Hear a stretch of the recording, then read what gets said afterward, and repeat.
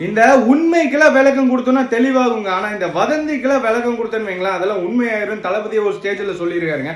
அதாவது நேற்று நடந்த வீடியோ எல்லாமே பார்த்துருப்பீங்க. ப்ரொடியூசர் ரச்சனா கல்பாத்தி இருக்காங்களா, அவங்களோட ஒரு மேரேஜ் ஃபங்க்ஷனுக்கு, அவங்க ஃபேமிலியில் இருக்க மேரேஜ் ஃபங்க்ஷனுக்கு தளபதி அவர்களும் திஷா அவர்களும் போயிருக்கிறாங்க.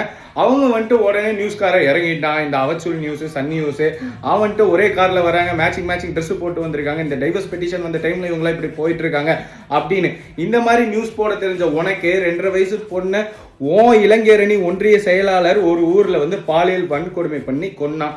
அதை பற்றி ஏன் நியூஸ் போடுறது உனக்கு டைம் இல்லை? ஏதோ பெண்களுக்கு பாதுகாப்பு இல்லாமல் இருக்குது, சட்டம் ஒழுங்கு சிரிச்சுக்கிட்டு இருக்கு, ஒவ்வொரு ஏரியாவில் போதை ஆசாமிகள் உருவாகிட்டு இருக்காங்க, கெஞ்சா போதையில் சின்ன பசங்க ஒருத்தனை போட்டு வெட்டிட்டு இருக்காங்க. அதெல்லாம் போகிற உனக்கு ஒரு நியூஸ் இல்லை. தளபதி பற்றி வந்து ஏறிட்டு வந்துடுவான் இந்த சன் நியூஸே, ஒரு சில நியூஸ் சேனல்லாம் இருக்கானு, கொத்தடிமை நியூஸ் சேனல்ஸு.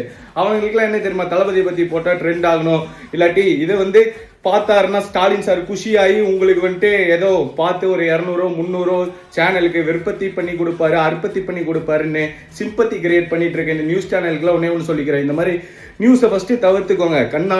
உன் கண்ணோட்ட தப்பாக இருக்கிறனால தான் உனக்கு எல்லாமே தப்பாக தெரியுது. இங்கே பாரு, நீ இந்த மாதிரி ஃபேக் நரேட்டிவ்லாம் செட் பண்ணி அவரோட ஓட் பேங்க் கம்மி பண்ணிடலாம் தான் நீ இதெல்லாம் பண்ணிட்டு இருக்கேன்னு தெரியுது.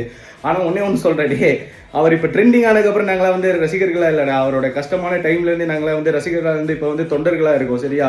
நீ ஃபேக் நேரட்டிவ் செட் பண்ணுறதுலாம் தமிழ்நாட்டு மக்களுக்கு வேஸ்ட் ஆஃப் டைம். மக்கள்லாம் விசில் சின்னத்துக்கு தான் ஓட்டு போட போகிறாங்க. பர்சனல் லைஃப் வேற, அரசியல் வேறன்றது மக்களுக்கு புரிஞ்சு. நியூஸ் கொத்தடிமை உனக்கு புரியவே புரியாதாடே. நன்றி.